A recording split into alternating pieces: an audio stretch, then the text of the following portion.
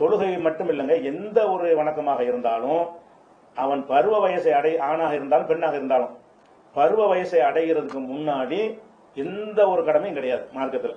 கடமை ஒரு சுமத்துவதாக இருந்தா அதுக்குரிய தகுதி வந்த பிறகுதான் சுமத்துவாங்க. உலகத்துல இந்த மைனர் மேஜர்னு ஒரு கணக்கு வச்சிருக்காங்க. அந்த கணக்கை விட இறைவன் என்ன கணக்கு வைக்கிறான்னா பருவ வயசுங்கிறது உடற்கூரை வைத்து செய்யறது தான் சரியான கணக்கா இருக்கும். தொழுகையா இருந்தாலும் அவனுக்கு 10 வயசு எல்லாம் கடமை கிடையாது, 7 எல்லாம் கடமை கிடையாது, 12 எல்லாம் கடமை கிடையாது. எப்ப கடமை என்று கேட்டா எப்ப பருவ வயசை அடைகிறானோ, பெண்களாக இருந்தாலும் ஆண்களாக இருந்தாலும் பருவ வயசை அடைந்தவன தான் கடமைங்கிறது பொதுவான ஒரு விதி.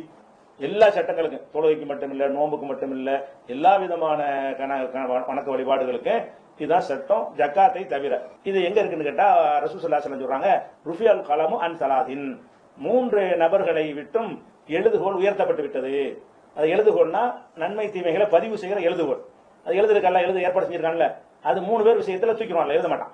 அது யார் 3 பேரு என்றால் அனின் நாயிமி ஹத்தா எஸ்தைக்கில, ஒரு தூங்குறவன் முழிக்கிற வரைக்கும் அதில் எழுத மாட்டான்.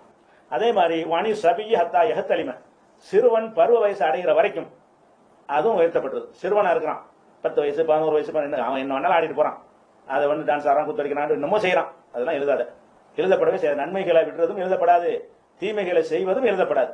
உயர்த்தப்பட்டுனா கடமை இல்லைன்னு அர்த்தம். உயர்த்தப்பட்டு பதிவு செய்யப்படலை என்று சொன்னால் அவனுக்கு இன்னும் கடமையாகவில்லை.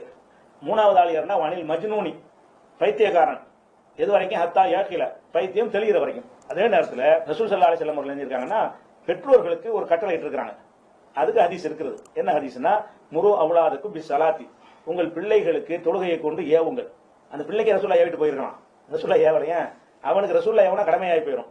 பெற்றோர் ஏவனாங்கன்னா ட்ரைனிங் ஆகும். இது யாருக்கு சொல்றாங்க ரசூல் ஸல்லல்லாஹு அலைஹி வஸல்லம், முரு, பெற்றோர்களாகிய நீங்கள் ஏவுங்கள், அவுலாதக்கும் உங்களுடைய பிள்ளைகளுக்கு ஏவுங்கள், பி ஸலாத்தி, தொழுகையை கொண்டு தொழுமாறு கட்டளையிடுங்கள்.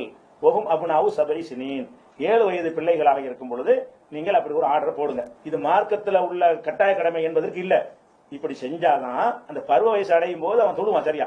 தொழுகைனா நிறைய ஓத வேண்டியது, படிக்க வேண்டியது, மனப்பாடம் செய்ய வேண்டியது, அந்த சட்டங்கள் அறிய வேண்டியது எவ்வளவு இருக்குது. அந்த மாதிரி ஒரு ட்ரைனிங் கொடுத்தோம்னா, பழமொழி சொல்லுவாங்க, 5இல் வளையாதது 50இல் வளையுமான்னு சொல்லி. அதனால தொழுகைங்கிறது அல்லாஹ் கேள்வி கேட்பான் என்கிற கடமை எப்ப வரும்னு கேட்டா பருவ வயசு அடையும் போது வரும்.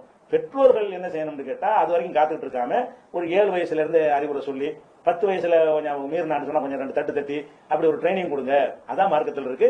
அதை விட்டா குற்றம் வராது. ஆனா ஏவ தவறுனா இவங்களுக்கு குற்றம், ஏன் ஏவல, ஏன் சொல்லி கொடுக்கல, ஏன் அந்த ட்ரைனிங் கொடுக்கல, அப்படிதான் மார்க்கத்தில் இருக்கிறது நினைக்கிறேன்.